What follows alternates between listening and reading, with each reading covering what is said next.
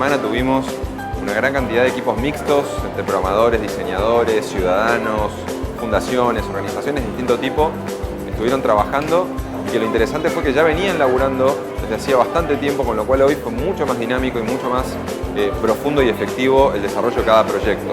Trabajaron sobre 4 ejes: el eje transporte, el eje innovación social, el eje movilidad y el eje innovación.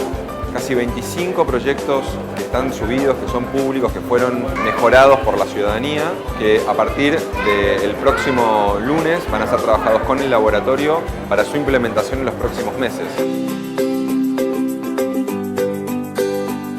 Vine acá a presentar mi proyecto Alusol, de alumbrado público con paneles solares, y acá me pude contactar con distintos especialistas que me ayudaron a desarrollarlo, y hoy en día vamos a presentar el primer prototipo con los paneles solares. Trajimos al hackathon un proyecto de enseñar mindfulness o atención plena en escuelas, y la verdad que durante estos 2 días a través de la conversación con muchos especialistas se nos abrió el espectro un montón. Estamos en el área de enfermedades crónicas trabajando en un proyecto de comunicación creativa.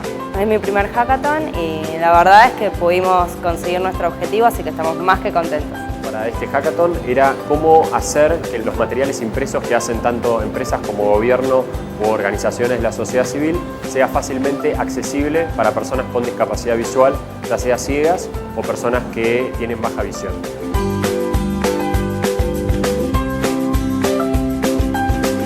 Muchísimas gracias por participar, por acompañarnos y por ayudarnos a generar soluciones para el día a día de todos los vecinos. Gracias.